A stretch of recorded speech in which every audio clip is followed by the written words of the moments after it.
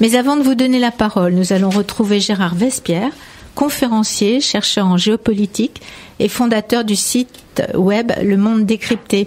Bonjour Gérard Vespierre. Bonjour Jacqueline Voraz. Merci Gérard d'être au rendez-vous. Ce matin, nous parlerons de l'Iran, dont vous disiez il y a déjà un an que le feu couvait sous la cendre, c'est ça ? Absolument, je vois que vous avez de bonnes lectures et que vous avez gardé souvenir de bonnes lectures. Absolument.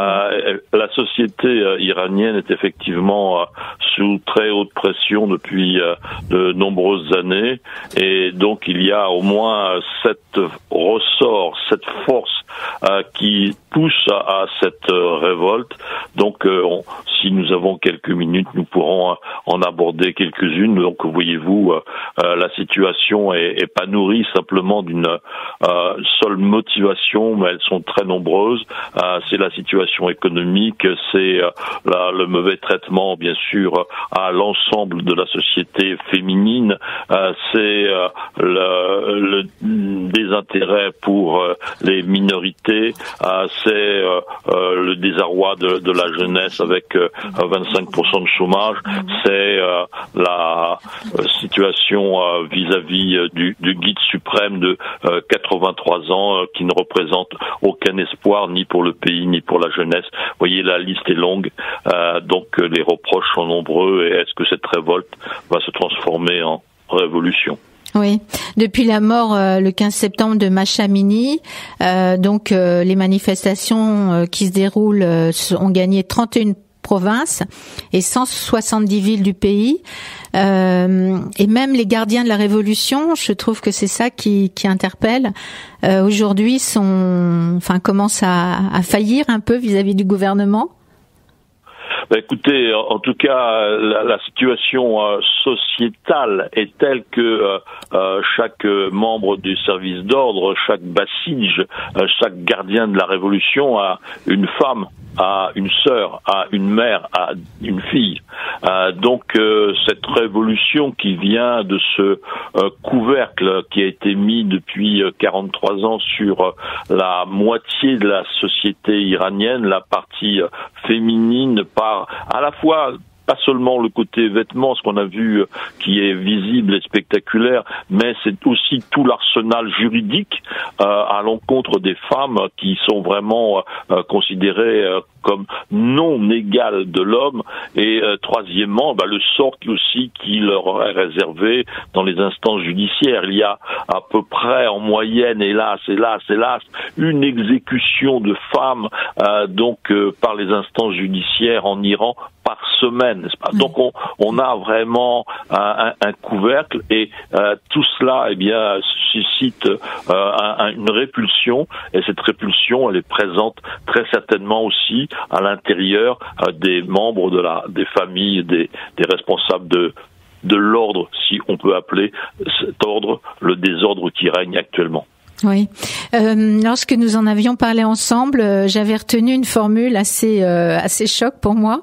C'est-à-dire, en parlant du président qui vient d'être élu, vous aviez dit c'est la première fois. Parfois, les présidents deviennent des assassins. C'est la première fois qu'un assassin est élu président.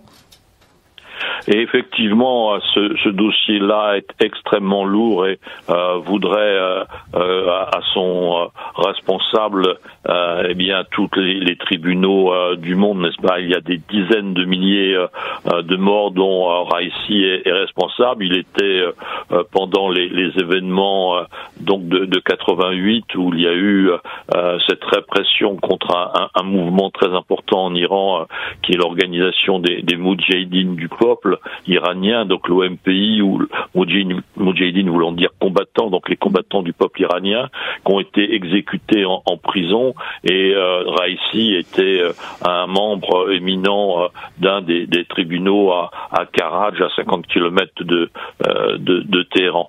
Donc on a vraiment là une situation incroyable, et c'est pour ça d'ailleurs qu'il était choisi pour prendre la présidence, n'est-ce pas ? Il n'a pas été élu, on l'a nommé, et après on a demandé au peuple de confirmer, mais qui s'est abstenu. 75% des Iraniens ne sont pas allés voter au mois de juin l'an dernier. Donc il faut savoir tout cela. Et donc c'est parce que il est un répressif que le guide suprême l'a nommé au poste de président. Et donc l'ensemble du système politique et sécuritaire iranien est arc-bouté, dos au mur, parce que maintenant il n'y a plus de porte de sortie.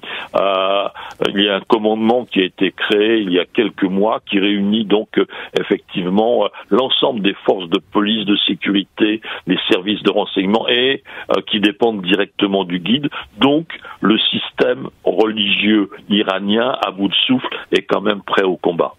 Oui, c'est ça. Vous pensez que le peuple iranien aura le dernier mot? Effectivement, c'est la vision. Alors maintenant, est-ce que ce dernier mot, ce sera ce soir? Est-ce que ce sera la semaine prochaine? Est-ce que ce sera dans quelques semaines? Dans quelques mois?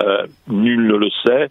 Et hélas, il y aura certainement du sang, beaucoup trop de sang versé pour que le cours de l'histoire iranienne bien s'inverse, parce que la position des religieux au sommet de l'État est une parenthèse dans la très longue histoire perse, n'est-ce pas, qui a ses racines il y a quelques milliers d'années. Donc c'est la première fois que le système religieux a le pouvoir. Et cette parenthèse-là, eh bien, elle a commencé. Elle devra donc un jour se refermer. Très bien. Merci Gérard. Gérard, un petit peu sans transition, je vous avais demandé de nous dire quelques mots, puisque ça fait grand bruit, des gazoducs Nord Stream. Hein. Ce que vous en pensez? Écoutez, il y a bien sûr que des hypothèses. Bien malin qui peut dire avoir des preuves, bien malin qui peut avoir un raisonnement infaillible, n'est-ce pas? Donc les États-Unis, au nom de quoi, auraient intérêt à faire ça, vendre du gaz, ils le font déjà. Donc l'hypothèse qui me paraît intéressante, c'est que étant donné l'arrêt de livraison de la part des Russes, eh bien, ils sont sur le plan commercial et international, ils sont attaquables. Gazprom peut être attaqué par ses clients de ne plus livrer de gaz par Nord Stream 1, le 2 n'ayant jamais été ouvert. Et donc, au nom de cela, eh bien, le fait d'avoir fait ou d'avoir saboté par eux-mêmes le gazoduc les place devant un cas de force majeure et donc les dédouane de toute poursuite qui aurait pu ou qui pourrait se traduire par des milliards et des milliards de dollars de dommages et intérêts. Donc voilà, c'est une hypothèse qui, à mon avis, est assez homogène par rapport à la situation, ne vient pas créer un cadre ou un théâtre un peu étonnant. Là, on est dans le concret, on est dans les intérêts bassement matériels, et donc cela peut expliquer effectivement les décisions de destruction qui ont été prises. Merci beaucoup Gérard pour cette nouvelle analyse, comme toujours basée sur les faits.